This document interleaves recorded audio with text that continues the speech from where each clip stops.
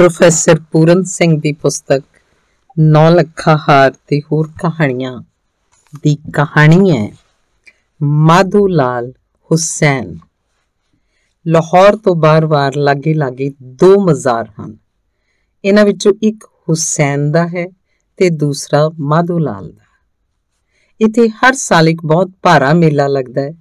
ਲੋਕਾਂ ਦੇ ਪਿਆਰੇ ਤੇ ਸਤਿਕਾਰਤ ਇਹਨਾਂ ਦੋਹਾਂ ਸੰਤਾਂ ਦੀ ਯਾਦ ਵਿੱਚ ਹਿੰਦੂ ਤੇ ਮੁਸਲਮਾਨ ਇਕੱਠੇ ਹੁੰਦੇ ਹਨ। ਇਹਨਾਂ ਮਜ਼ਾਰਾਂ ਤੇ ਹਰ ਰਾਤ ਦੀਵੇ ਜਗਾਏ ਜਾਂਦੇ ਹਨ। ਰਾਹ ਜਾਂਦੇ ਰਾਹੀ ਚੜਾਵੇ ਚੜਾਉਂਦੇ ਹਨ। ਇਹਨਾਂ ਦੀ ਸਾਂਭ ਸੰਭਾਲ ਦੋ ਫਕੀਰ ਕਰਦੇ ਹਨ। ਇਹਨਾਂ ਦੇ ਵਿਭੂਤੀ ਮਲੀ ਹੁੰਦੀ ਹੈ, ਵਾਲ ਵਧਾਏ ਹੁੰਦੇ ਹੈ, ਗਲ 'ਚ ਕੱਚ ਦੇ ਮਣਕਿਆਂ ਦੀਆਂ ਮਾਲਾ ਪਾਈਆਂ ਹੁੰਦੀਆਂ ਹਨ।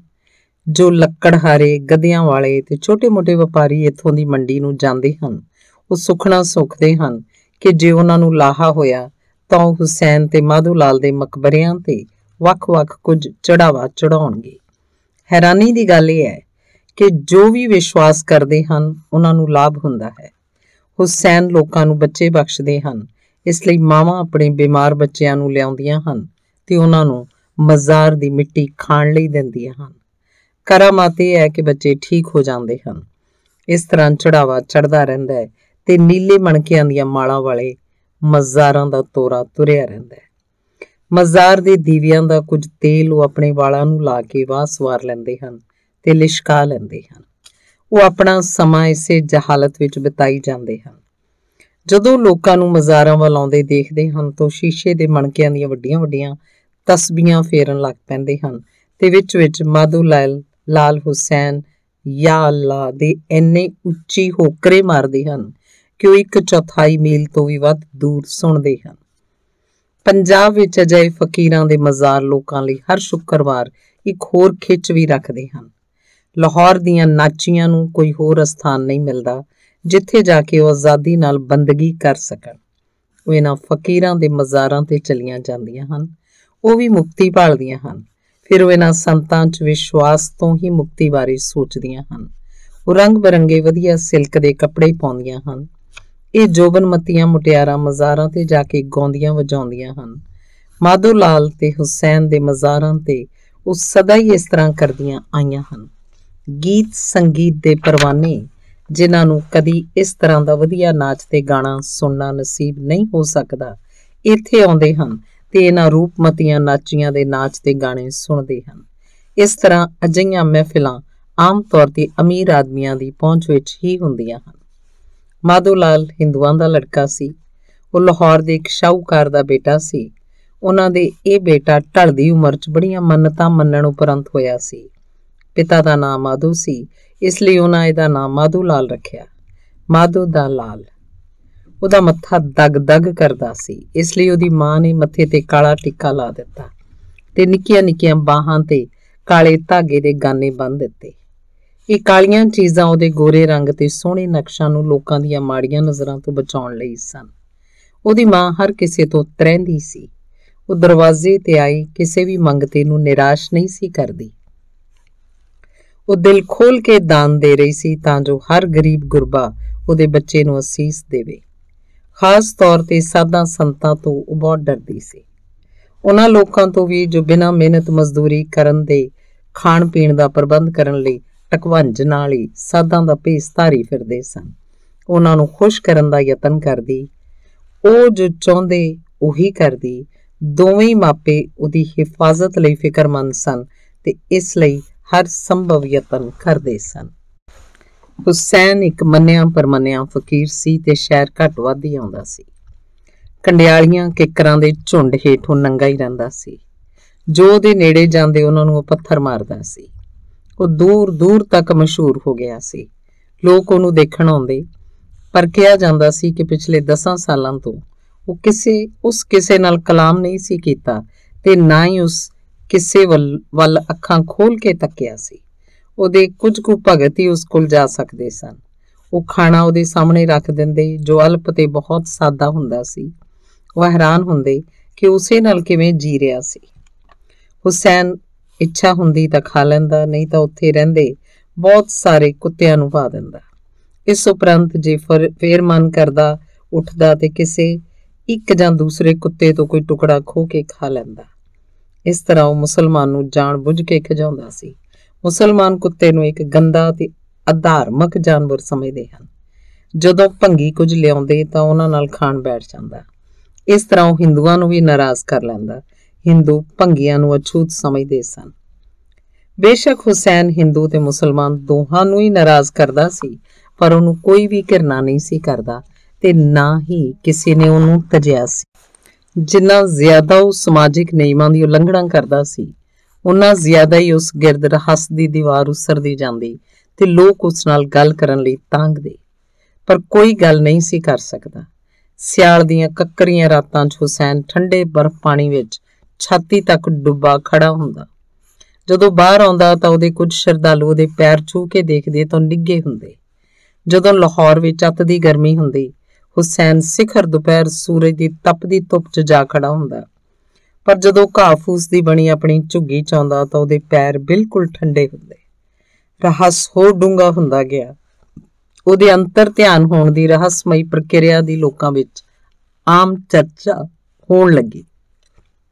ਬਾਅਦ ਵਿੱਚ ਹੁਸੈਨ ਨੇ ਸਭ ਕੁਝ ਛੱਡ ਦਿੱਤਾ।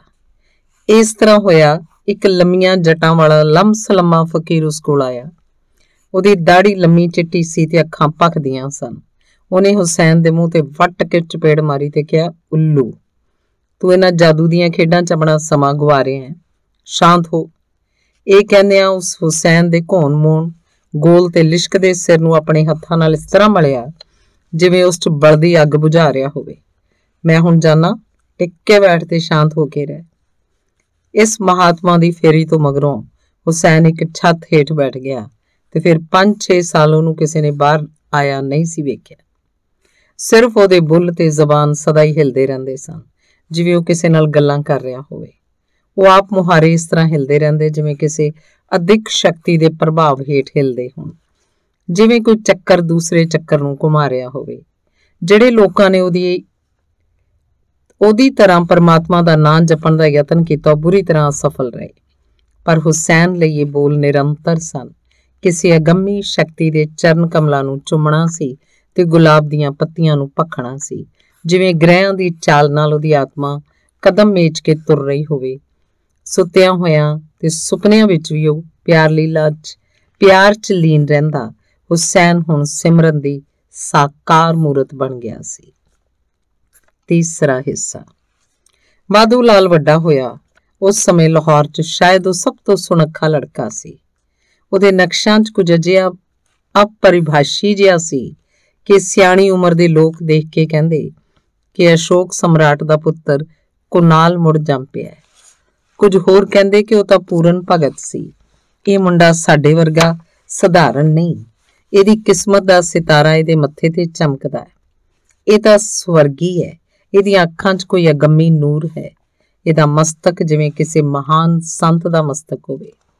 ਉਹਦੀਆਂ ਬਾਹਾਂ ਆਮ ਲੋਕਾਂ ਤੋਂ ਲੰਮੀਆਂ ਹਨ ਤੇ ਗੋਡਿਆਂ ਤੋਂ ਹੇਠਾਂ ਤੱਕ ਆਉਂਦੀਆਂ ਹਨ। ਇਹ ਸਾਰੀਆਂ ਨਿਸ਼ਾਨੀਆਂ ਇਹ ਦਰਸਾਉਂਦੀਆਂ ਹਨ ਕਿ ਮਾਧੋ ਦਾ ਬੇਟਾ ਇੱਕ ਕ੍ਰਿਸ਼ਮਾ ਹੈ। ਉਹ ਕਿਸੇ ਸਧਾਰਨ ਸ਼ਾਹੂਕਾਰ ਦਾ ਬੇਟਾ ਨਹੀਂ, ਉਹ ਇੱਕ ਅਨੋਖੀ ਰੂਹ ਹੈ। ਕੁਝ ਲੋਕ ਕਹਿੰਦੇ ਇਸ ਤਰ੍ਹਾਂ ਦੀਆਂ ਰੂਹਾਂ ਕਈ ਵਾਰ ਦੁਨੀਆ 'ਚ ਭੁੱਲੇ ਭਟਕੇ ਆਉਂਦੀਆਂ ਹਨ, ਪਰ ਉਹਨਾਂ ਦਾ ਕੋਈ ਮੰਤਵ ਹੁੰਦਾ ਹੈ। ਇਹ ਆਪਣੇ ਪਿਛਲੇ ਜਨਮਾਂ 'ਚ ਯੋਗੀ ਹੋਏਗਾ, ਕਿਸੇ ਸੋਹਣੀ ਕੁੜੀ ਦੇ ਚੱਕਰ 'ਚ ਆਪਣੀ ਰੂਹਾਨੀ ਪ੍ਰਾਪਤੀ ਗੁਆ ਬੈਠਾ ਹੋਏਗਾ।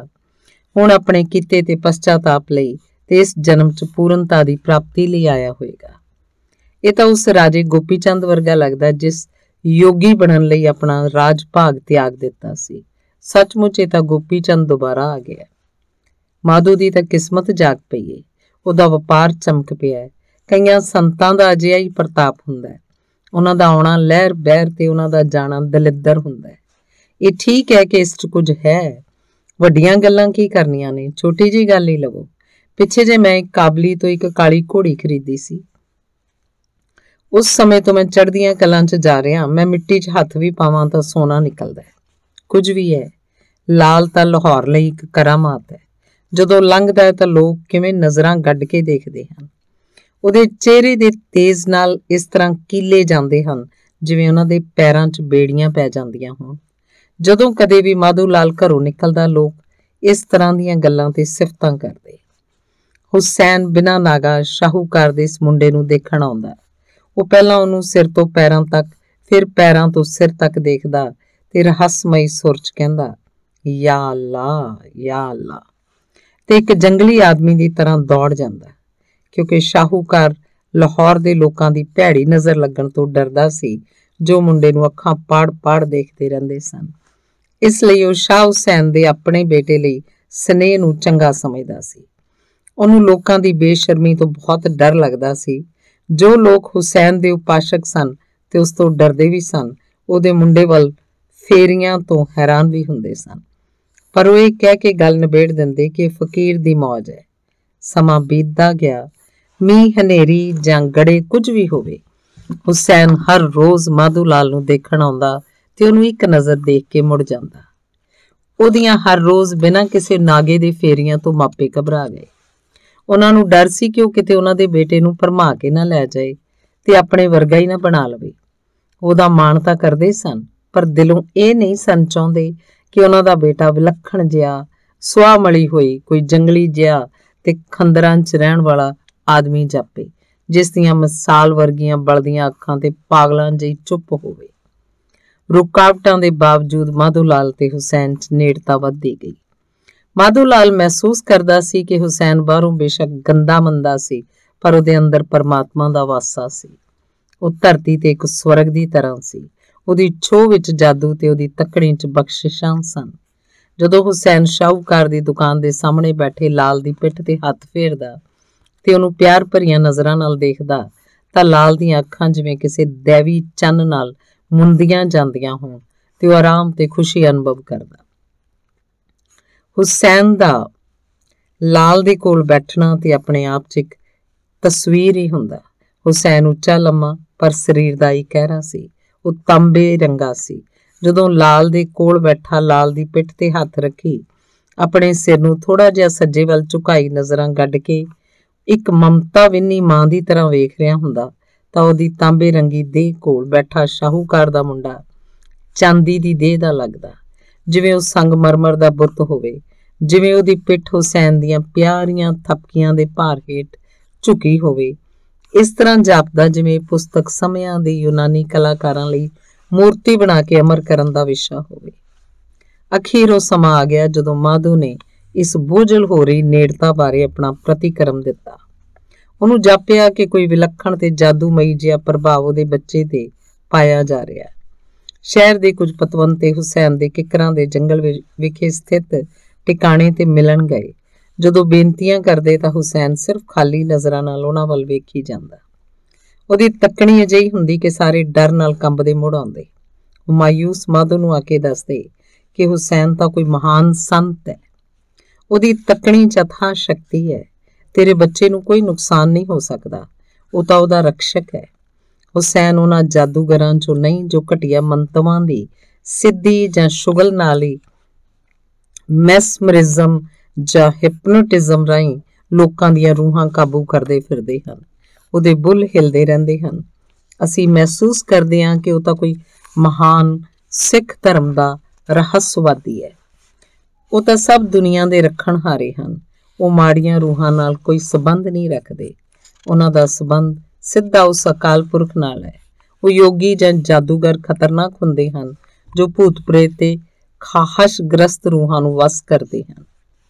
ਭਾਵੇਂ ਉਹ ਹੈਰਾਨ ਕਰਨ ਵਾਲੀਆਂ ਕਰਾਮਾਤਾਂ ਕਰਨ, ਪਰ ਇਹਨਾਂ ਦਾ ਕੋਈ ਇਤਬਾਰ ਨਹੀਂ ਕਰਦਾ। ਜਦੋਂ ਕਿਸੇ ਨੂੰ ਜਰਾ ਚੰਗੀ ਸਮਝ ਆ ਜਾਏ ਤਾਂ ਸਭ ਕੁਝ ਇੱਕੋ ਜਿਹਾ ਹੀ ਅਦਭੁਤ ਜਾਪਦਾ ਹੈ। ਜੇ ਸਾਡੇ 'ਚ ਭਗਤੀ ਭਾਵਨਾ, ਪਿਆਰ ਤੇ ਉਹਦੀ ਮਹਾਨਤਾ ਤੋਂ ਪ੍ਰਭਾਵਿਤ ਸੱਚੀ ਆਤਮਾ ਹੋਵੇ ਤਾਂ ਇੱਕ ਬੱਤੀ ਦਾ ਜਲਣਾ ਵੀ ਅਲੌਕਿਕ ਹੀ ਜਾਪਦਾ ਹੈ। ਹੁਸੈਨ ਵਰਗੇ ਸੰਤਾਂ ਦਾ ਪਿਆਰ ਤਾਂ ਫੁੱਲਾਂ ਦੀ ਸੁਗੰਧੀ ਦੀ ਤਰ੍ਹਾਂ ਹੁੰਦਾ ਹੈ। ਉਸ 'ਚ ਕੋਈ ਖਾਹਸ਼ ਨਹੀਂ ਹੁੰਦੀ, ਕੋਈ ਖੁਦਗਰਜ਼ੀ ਨਹੀਂ ਹੁੰਦੀ, ਕਬਜ਼ੇ ਦੀ ਭਾਵਨਾ ਨਹੀਂ ਹੁੰਦੀ ਤੇ ਨਾ ਹੀ ਕਿਸੇ ਕਿਸਮ ਦੀ ਸ਼ਕਤੀ ਨੂੰ ਇਕੱਠਾ ਕਰਨ ਦਾ ਲਾਲਚ ਹੁੰਦਾ ਹੈ। ਉਹ ਸਦਾ ਵੀ ਸਮਾਦ ਵਿੱਚ ਰਹਿੰਦੇ ਹਨ ਤੇ ਆਤਮਾ ਨੂੰ ਖੁੱਲ੍ਹੇ ਆਕਾਸ਼ਾਂ ਵਿੱਚ ਉਡਾਰੀਆਂ ਲਾਉਣ 'ਚ ਸਹਾਇਤਾ ਕਰਦੇ ਹਨ। ਕੌਣ ਜਾਣੇ ਤੇਰਾ ਬੇਟਾ ਵੀ ਕੋਈ ਮਹਾਨ ਆਤਮਾ ਹੋਵੇ ਤੇ ਉਸ 'ਚ ਸੰਤ ਰਾਹੀਂ ਹੀ ਆਪਣੀ ਮੰਜ਼ਿਲ ਦੀ ਪ੍ਰਾਪਤੀ ਕਰਨੀ ਹੋਵੇ। ਇਸ ਸੰਤ ਨੂੰ ਆਪਣੇ ਆਪ ਤੇ ਆਪਣੀ ਇਕੱਲਤਾ ਤੇ ਇੰਨਾ ਮਾਣ ਹੈ ਕਿ ਉਹ ਨਾ ਕਦੇ ਆਪਣਾ ਟਿਕਾਣਾ ਛੱਡਦਾ, ਨਾ ਹੀ ਅੱਖਾਂ ਖੋਲ੍ਹਦਾ। ਉਹਦਾ ਹਰ ਰੋਜ਼ ਤੇਰੇ ਬੇਟੇ ਦੇ ਸਾਥ ਲਈ ਬਾਹਰ ਆਉਣਾ ਸਾਨੂੰ ਤਾਂ ਕੋਈ ਇਲਾਹੀ ਕਰਮ ਹੀ ਜਾਪਦਾ ਹੈ। ਅਸੀਂ ਇਸ ਤਰ੍ਹਾਂ ਦੀ ਕੋਈ ਹੋਰ ਗੱਲ ਨਹੀਂ ਦੇਖੀ। ਲਾਹੌਰ ਦੇ ਲੋਕ ਬੇਵਕੂਫ ਹਨ, ਉਹ ਇਹਨਾਂ ਗੱਲਾਂ ਬਾਰੇ ਕੁਝ ਨਹੀਂ ਜਾਣਦੇ, ਤਾਂ ਹੀ ਊਲ ਜਲੂਲ ਬੋਲਦੇ ਹਨ। ਉਹਨਾਂ ਨੂੰ ਬਕਣ ਦਿਓ। ਕੁਝ ਇਸ ਤਰ੍ਹਾਂ ਦੀਆਂ ਗੱਲਾਂ ਹਰ ਰੋਜ਼ ਆਮ ਹੀ ਹੁੰਦੀਆਂ ਰਹਿੰਦੀਆਂ। ਮਾਧੋ ਲਾਲ ਕੁਝ ਦਿਨਾਂ ਦੇ ਬੁਖਾਰ ਬਾਅਦ ਅਚਾਨਕ ਹੀ ਚਲਾਣਾ ਕਰ ਗਿਆ। ਉਸ ਦੀ ਬਿਮਾਰੀ ਸਮੇਂ ਕਿਸੇ ਕਾਰਨ ਹੁਸੈਨ ਸ਼ਹਿਰ ਨਹੀਂ ਸੀ ਆਇਆ। ਲੋਕ ਹੈਰਾਨ ਸਨ ਕਿ ਉਹ ਆਇਆ ਕਿਉਂ ਨਹੀਂ। ਉਹ ਉਹਨੂੰ ਰਾਜੀ ਕਰ ਸਕਦਾ ਸੀ। ਸਭ ਉਹਨੂੰ ਇੱਕ ਮਹਾਨ ਰੋਗ ਨਿਵਾਰਕ ਵਜੋਂ ਜਾਣਦੇ ਸਨ। ਜਦੋਂ ਗਲੀਆਂ ਚੋਂ ਲੰਘਦਾ ਤਾਂ ਮਾਵਾਂ ਆਪਣੇ ਬਿਮਾਰ ਬੱਚਿਆਂ ਨੂੰ ਕੁੱਛੜ ਲੈ ਕੇ ਲਾਈਨਾਂ ਬਣਾ ਖੜੀਆਂ ਹੋ ਜਾਂਦੀਆਂ। ਉਹ ਮਾਵਾਂ ਨੂੰ ਖੁਸ਼ੀਆਂ ਬਖਸ਼ਦਾ। ਉਹ ਬੱਚਿਆਂ ਨੂੰ ਛੂੰਹਦਾ ਤੇ ਉਹ ਠੀਕ ਹੋ ਜਾਂਦੇ, ਪਰ ਉਹ ਛੇਤੀ ਛੇਤੀ ਲੰਘ ਜਾਂਦਾ। ਉਹ ਇੰਨਾ ਕਾਹਲਾ ਤੁਰਦਾ ਸੀ ਕਿ ਕੁਝ ਦੇਖ ਸਕਦੇ ਤੇ ਕੁਝ ਰਹਿ ਜਾਂਦੇ। ਸੋ ਸਾਰੇ ਹੈਰਾਨ ਪਰੇਸ਼ਾਨ ਸਨ ਕਿ ਉਹ ਆਇਆ ਕਿਉਂ ਨਹੀਂ। ਮਾਧੋ ਲਾਲ ਮਰ ਚੁੱਕਾ ਸੀ। ਕੁਝ ਕਹਿੰਦੇ ਉਹਦੇ ਰੋਜ਼ੇ ਰੱਖੇ ਹੋਣਗੇ, ਪਰ ਜਿਹੜੇ ਇਸ ਤਰ੍ਹਾਂ ਦੇ ਯੋਗੀਆਂ ਦੀਆਂ ਆਦਤਾਂ ਜਾਣਦੇ ਸਨ, ਉਹ ਕਹਿੰਦੇ ਕਿ ਉਹਨੂੰ ਪਤਾ ਸੀ ਕਿ ਇਸ ਬੱਚੇ ਦੀ ਹੋਣੀ ਇਹੀ ਸੀ। ਉਹ ਦੂਸਰਿਆਂ ਦੀ ਸੋਚਦਾ ਕੀ ਕਰੇ। ਆਖਰਕਾਰ ਹੁਸੈਨ ਇੱਕ ਮੁੱਢੀ ਜਿਹਾ ਆਦਮੀ ਸੀ। ਰਾਜ਼ੀ ਹੋਣਾ ਤਾਂ ਕਿਸਮਤ ਤੇ ਨਿਰਭਰ ਸੀ ਨਾ ਕਿ ਉਹਦੇ ਛੋਹਣ ਤੇ। ਲੋਕ ਉਹਦੇ ਪਰਛਾਵੇਂ ਨਾਲ ਹੀ ਰਾਜ਼ੀ ਹੋ ਜਾਂਦੇ ਸਨ। ਕੁਝ ਕਹਿੰਦੇ ਕਿ ਉਹ ਇੰਨਾ ਮਹਾਨ ਹੈ ਕਿ ਸਰੀਰਕ ਇਲਾਜ ਦੀ ਥਾਂ ਉਹ ਲੋਕਾਂ ਦੀਆਂ ਰੂਹਾਂ ਤੇ ਮਨਾਂ ਦਾ ਇਲਾਜ ਕਰਨ 'ਚ ਰੁੱਝਿਆ ਹੋਇਆ। ਕੁਝ ਕਹਿੰਦੇ ਕਿ ਅਸਲ ਇਲਾਜ ਹੀ ਇਹ ਹੈ, ਲੋਕਾਂ ਦੀਆਂ ਸਰੀਰਕ ਬਿਮਾਰੀਆਂ ਦਾ ਇਲਾਜ ਆਪਣੀ ਆਤਮਾ ਤੇ ਭਾਰ ਪਾ ਕੇ ਕਰਨਾ ਕੋਈ ਬਹੁਤੀ ਚੰਗੀ ਗੱਲ ਨਹੀਂ ਹੈ। ਅਸਲ 'ਚ ਸੱਚੀ ਪਾਵਨਤਾ ਤਾਂ ਇਹ ਹੈ ਕਿ ਅਜਿਹੇ ਮਹਾਨ ਸੰਤਾਂ ਦਾ ਪਰਛਾਵਾਂ ਪੈਣ ਤੇ ਹੀ ਬਿਮਾਰ ਠੀਕ ਹੋ ਜਾਂਦੇ ਹਨ, ਪਰ ਉਹਨਾਂ ਨੂੰ ਆਪ ਪਤਾ ਹੀ ਨਹੀਂ ਲੱਗਦਾ। ਉਹਨਾਂ ਦੇ ਵਰਤਾਓ 'ਚ ਸਦਾ ਹੀ ਕੁਝ ਅਸੀਮ ਜਿਹਾ ਹੁੰਦਾ ਹੈ। ਜੋ ਇਹ ਸਮਝਦੇ ਹਨ ਕਿ ਰੂਹਾਨੀਅਤ ਸਰੀਰਕ ਅਨੁਸ਼ਾਸਨ ਜਿਵੇਂ ਕਿ ਯੋਗ ਜਾਂ ਸਮਾਧੀ ਆਦਿ ਦਾ ਫਲ ਹੈ, ਉਹ ਬਿਲਕੁਲ ਗਲਤੀ ਤੇ ਹਨ। ਰੂਹਾਨੀਅਤ ਤਾਂ ਕਿਸੇ ਵਿਅਕਤੀ ਤੇ ਉਸ ਇਲਾਹੀ ਹਸਤੀ ਦੀ ਬਖਸ਼ਿਸ਼ ਹੈ। ਉਸ ਵਿਅਕਤੀ ਦਾ ਸਰੀਰ ਮਨੁੱਖਾਂ ਵਰਗਾ ਹੁੰਦਾ ਹੈ, ਪਰ ਉਹਦੀ ਜ਼ਬਾਨ ਤੇ ਸਦਾ ਉਸ ਪਰਮਾਤਮਾ ਦਾ ਨਾਂ ਰਹਿੰਦਾ ਹੈ ਤੇ ਉਹਦੀ ਮਦਦ ਤੇ ਕੋਈ ਆਕਾਸ਼ੀ ਸ਼ਕਤੀ ਹੁੰਦੀ ਹੈ। ਉਹ ਸਭ ਕੁਝ ਪਰਮਾਤਮਾ ਦੇ ਹੁਕਮ ਨਾਲ ਕਰਦਾ ਹੈ। ਅਸਲ 'ਚ ਦੁਨੀਆ ਨੂੰ ਰਹਿਮਤਾਂ ਵੰਡਣ ਲਈ ਉਹ ਪਰਮਾਤਮਾ ਦਾ ਇੱਕ ਭੌਤਿਕ ਸਾਧਨ ਹੈ। ਹੁਸੈਨ ਦੇ ਸ਼ਹਿਰ ਨਾ ਆਉਣ ਤੇ ਕੁਝ ਇਸ ਤਰ੍ਹਾਂ ਦੀਆਂ ਗੱਲਾਂ ਫੈਲੀਆਂ ਹੋਈਆਂ ਸਨ। ਇਸ ਰਾਜਕੁਮਾਰ ਜਿਹੇ ਸੁਨੱਖੇ ਮਾਧੋ ਲਾਲ ਦੀ ਮੌਤ ਤੇ ਹਰ ਕੋਈ ਉਦਾਸ ਸੀ। ਜਦੋਂ ਲੋਕ ਇਸ ਤਰ੍ਹਾਂ ਦੀਆਂ ਗੱਲਾਂ ਕਰ ਰਹੇ ਸਨ ਤਾਂ ਹੁਸੈਨ ਉਹਨਾਂ ਦੇ ਦਰਮਿਆਨ ਖੜਾ ਸੀ, ਜਿਵੇਂ ਉਹ ਗੂੰਗਾ ਹੋਵੇ। ਉਹ ਇੱਕ ਟੱਕ ਲੋਕਾਂ ਦੀਆਂ ਅੱਖਾਂ 'ਚ ਅੱਖਾਂ ਪਾ ਕੇ ਦੇਖ ਰਿਹਾ ਸੀ। ਲੋਕਾਂ ਨੇ ਉਹਨੂੰ ਦੱਸਿਆ ਕਿ ਮਾਧੋ ਲਾਲ ਮਰ ਗਿਆ ਸੀ ਤੇ ਉਹਦੇ ਸੰਸਕਾਰ ਲਈ ਇਕੱਠੇ ਹੋਏ ਹਨ। ਝੂਠੇ! ਲਾਲ ਮਰ ਗਿਆ? ਨਹੀਂ, ਲਾਲ ਅਮਰ ਹੈ, ਹੁਸੈਨ ਨੇ ਕਿਹਾ। ਆਓ ਕਾਕਾ, ਆਓ ਆਕਾ, ਅਸੀਂ ਤੁਹਾਨੂੰ ਉਹਦੀ ਲਾਸ਼ ਵਿਖਾਉਂਦੇ ਹਾਂ। ਉਹ ਸਾਰੇ ਸ਼ਾਹੂਕਾਰ ਦੇ ਘਰ ਦਾਖਲ ਹੋਏ ਤੇ ਲਾਲ ਦੀ ਲਾਸ਼ ਵੱਲ ਇਸ਼ਾਰਾ ਕੀਤਾ। ਇਹ ਉਹਦਾ ਮ੍ਰਿਤਕ ਸਰੀਰ ਹੈ, ਰੂਹ ਤਾਂ ਉੱਡ ਗਈ ਹੈ। ਮਾਤਾ ਤੇ ਪਿਤਾ ਜ਼ਾਰੋ ਜ਼ਾਰ ਰੋ ਰਹੇ ਸਨ। ਉਹ ਹੁਸੈਨ ਦੇ ਪੈਰਾਂ ਤੇ ਢਹਿ ਪਏ ਤੇ ਕਹਿਣ ਲੱਗੇ, ਤੁਹਾਡਾ ਚਹੇਤਾ ਲੜਕਾ ਚੱਲ ਵਸਿਆ ਹੈ, ਸਾਡੇ ਤੇ ਕਿਰਪਾ ਕਰੋ, ਸਾਨੂੰ ਵੀ ਮਾਰ ਦਿਓ। ਇਹ ਸਾਡੇ ਤੇ ਬਹੁਤ ਵੱਡਾ ਕਰਮ ਹੋਏਗਾ। ਸਾਨੂੰ ਇਸ ਜਿੰਦਾ ਕਬਰ ਤੋਂ ਛੁਟਕਾਰਾ ਦਿਵਾਓ। ਸਾਡੇ ਲਈ ਜ਼ਿੰਦਗੀ ਹੁਣ ਕੋਈ ਅਰਥ ਨਹੀਂ ਰੱਖਦੀ। ਹਾਂ, ਮਿੱਟੀ ਤੋਂ ਬਿਨਾਂ ਹੁਣ ਰਹਿ ਕੀ ਗਿਆ? ਇਹ ਦੁਬਾਰਾ ਜ਼ਿੰਦਾ ਨਹੀਂ ਹੋ ਸਕਦਾ। ਪਰ ਕੀ ਤੁਸੀਂ ਇਹਨੂੰ ਫਕੀਰਾਂ ਨੂੰ ਦੇ ਦਿਓਗੇ? ਹਾਂ, ਅਸੀਂ ਦੇ ਦੇਵਾਂਗੇ। ਜੇ ਜਿਉਂਦਾ ਹੋ ਜਾਏ ਤਾਂ ਅਸੀਂ ਇਹਦਾ ਮੂੰਹ ਦੇਖ ਕੇ ਤੇ ਇਹਦੀਆਂ ਗੱਲਾਂ ਸੁਣ ਕੇ ਜੀ ਸਕਾਂਗੇ। ਇਸ ਤੇ ਹੁਸੈਨ ਨੇ ਲਾਸ਼ ਦਾ ਹੱਥ ਫੜ ਕੇ ਉਠਾਉਂਦਿਆਂ ਕਿਹਾ, ਲਾਲ ਆ ਚੱਲੀਏ, ਤੂੰ ਫਕੀਰਾਂ ਨੂੰ ਬਖਸ਼ ਦਿੱਤਾ ਗਿਆ ਹੈ। ਆ ਮੈਂ ਤੈਨੂੰ ਪਰਮਾਤਮਾ ਨੂੰ ਭੇਟ ਕਰਦਾ। ਮਾਧੋ ਲਾਲ ਉੱਠ ਖੜਾ ਹੋਇਆ ਤੇ ਹੁਸੈਨ ਦੇ ਮਗਰ ਤੁਰ ਪਿਆ। ਕਈ ਸਾਲ ਬੀਤ ਗਏ। ਹੁਸੈਨ ਤੇ ਲਾਲ ਇਕੱਠੇ ਰਹਿੰਦੇ ਰਹੇ। ਹੁਣ ਲਾਲ ਦੇ ਬੁੱਲ ਵੀ ਹੁਸੈਨ ਦੇ ਬੁੱਲਾਂ ਦੀ ਤਰ੍ਹਾਂ ਹੀ ਹਿੱਲਣ ਲੱਗ ਪਏ। ਉਹਦੀਆਂ ਅੱਖਾਂ ਵੀ ਅੱਧ ਮੀਟੀਆਂ ਹੋ ਗਈਆਂ। ਉਹਦੀ ਦੱਖ ਨਰਗਸੀ ਹੋ ਗਈ। ਉਹ ਗਾਹੇ ਬਗਾਹੇ ਆਪਣੇ ਮਾਪਿਆਂ ਨੂੰ ਮਿਲਣ ਜਾਂਦਾ ਤੇ ਉਹਨਾਂ ਨੂੰ ਧਰਵਾਸ ਦਿੰਦਾ, ਪਰ ਉਹਨਾਂ ਦੀ ਹਾਲਤ ਦਿਨੋਂ ਦਿਨ ਨਿੱਘਰਦੀ ਗਈ। ਆਖਰ ਉਹ ਬਹੁਤ ਹੀ ਗਰੀਬ ਹੋ ਗਏ। ਆਮਦਨ ਨਾ ਹੋਏ ਵਰਗੀ ਰਹਿ ਗਈ। ਇੱਕ ਵਾਰੀ ਹਫ਼ਤਾ ਭਰ ਉਹਨਾਂ ਕੁਝ ਨਹੀਂ ਸੀ ਖਾਧਾ। ਲਾਲ ਨੂੰ ਆਪਣੇ ਮਾਪਿਆਂ ਦੀ ਘੋਰ ਗਰੀਬੀ ਮਹਿਸੂਸ ਹੋਈ। ਉਹਨੇ ਹੁਸੈਨ ਨੂੰ ਕੁਝ ਕਰਨ ਲਈ ਅਰਜ਼ੋਈ ਕੀਤੀ। ਲਾਲ ਦੇ ਇਸ ਭੋਲੇਪਨ ਤੇ ਹੁਸੈਨ ਨੂੰ ਸਿਰਫ ਹਾਸਾ ਹੀ ਆਇਆ, ਪਰ ਉਹ ਲਾਲ ਦੀ ਪੁੱਤਰਾਂ ਵਾਲੀ ਪਵਿੱਤਰਤਾ ਤੋਂ ਪਸੀਜ ਗਿਆ। ਹੁਸੈਨ ਲਾਲ ਨੂੰ ਨਾਲ ਲੈ ਕੇ ਸ਼ਹਿਰ ਨੂੰ ਚਲਾ ਗਿਆ। ਲਾਹੌਰ ਦੇ ਇੱਕ ਰੌਣਕ ਵਾਲੇ ਚੌਕ ਵਿੱਚ, ਜਿੱਥੇ ਕੀ ਅਮੀਰ ਕੀ ਗਰੀਬ ਹਰ ਰੋਜ਼ ਸੈਂਕੜਿਆਂ ਦੀ ਗਿਣਤੀ 'ਚ ਇਕੱਠੇ ਹੁੰਦੇ ਸਨ, ਉਹਨੇ ਇੱਕ ਵੱਡੀ ਸਾਰੀ ਚਾਦਰ ਵਿਛਾ ਦਿੱਤੀ। ਲਾਲ ਉਹਦੇ ਕੋਲ ਬੈਠ ਗਿਆ। ਹੁਸੈਨ ਨੇ ਉੱਚੀ ਆਵਾਜ਼ 'ਚ ਹੋਕਾ ਦਿੱਤਾ, ਜਿਨ੍ਹਾਂ ਦੇ ਕੋਈ ਔਲਾਦ ਨਹੀਂ, ਮੈਂ ਅੱਜ ਉਹਨਾਂ ਨੂੰ ਬੱਚੇ ਦੇਵਾਂਗਾ। ਮੁੰਡਾ ਇੱਕ ਆਨੇ ਦਾ, ਕੁੜੀ ਇੱਕ ਟਕੇ ਦੀ। ਸਾਰੇ ਆਓ, ਅੱਜ ਮਾਵਾਂ ਦੀਆਂ ਝੋਲੀਆਂ ਮੋਤੀਆਂ ਨਾਲ ਭਰੀਆਂ ਜਾਣਗੀਆਂ। ਕੱਪੜੇ ਤੇ ਸਿੱਕਿਆਂ ਦਾ ਮੀਂਹ ਵਰ ਪਿਆ। ਫਕੀਰ ਨੂੰ ਲੋਰ ਚਾਏ ਦੇਖ ਕੇ ਵੰਨ ਸੁਵੰਨੇ ਲੋਕਾਂ ਦਾ ਜਿਵੇਂ ਹੜ੍ਹ ਹੀ ਆ ਗਿਆ ਹੋਵੇ। ਜਦੋਂ ਫਕੀਰ ਦੀ ਚਾਦਰ ਤੇ ਸਿੱਕਿਆਂ ਦਾ ਇੱਕ ਗਜ਼ ਉੱਚਾ ਢੇਰ ਲੱਗ ਗਿਆ ਤਾਂ ਇੱਕ ਸਾਊ ਜਿਹੇ ਆਦਮੀ ਨੇ ਆ ਕੇ ਕਿਹਾ, ਮੇਰੇ ਸਾਈਂ, ਮੈਨੂੰ ਇੱਕ ਬੇਟਾ ਬਖਸ਼ੋ ਜੋ ਮੇਰੇ ਵਿਹੜੇ ਦਾ ਫੁੱਲ ਹੋਵੇ ਤੇ ਸਾਰੇ ਜੀਵਨ ਨੂੰ ਮਹਿਕਾ ਦੇਵੇ। ਨਹੀਂ ਜਨਾਬ, ਤੁਸੀਂ ਦੇਰ ਨਾਲ ਆਇਓ, ਹੁਸੈਨ ਨੇ ਕਿਹਾ। ਸਭ ਬੱਚੇ ਵੰਡੇ ਜਾ ਚੁੱਕੇ ਹਨ, ਸਿਰਫ ਇੱਕ ਕਾਣੀ ਕੁੜੀ ਰਹਿ ਗਈ ਹੈ, ਤੂੰ ਉਹ ਲੈ ਸਕਦਾ ਹੈ, ਪਰ ਉਸ ਲਈ ਇੱਕ ਟਕੇ ਦੀ ਪੂਰੀ ਕੀਮਤ ਹੀ ਤਾਰਨੀ ਪਏਗੀ। ਲੋਕ ਕਹਿੰਦੇ ਹਨ ਕਿ ਉਸ ਆਦਮੀ ਦੇ ਸਮਾਂ ਪਾ ਕੇ ਇੱਕ ਕਾਣੀ ਕੁੜੀ ਪੈਦਾ ਹੋਈ, ਪਰ ਉਸ ਤੇ ਰੰਗ ਰੂਪ ਲੋੜੇ ਦਾ ਸੀ। ਧੰਨਵਾਦ।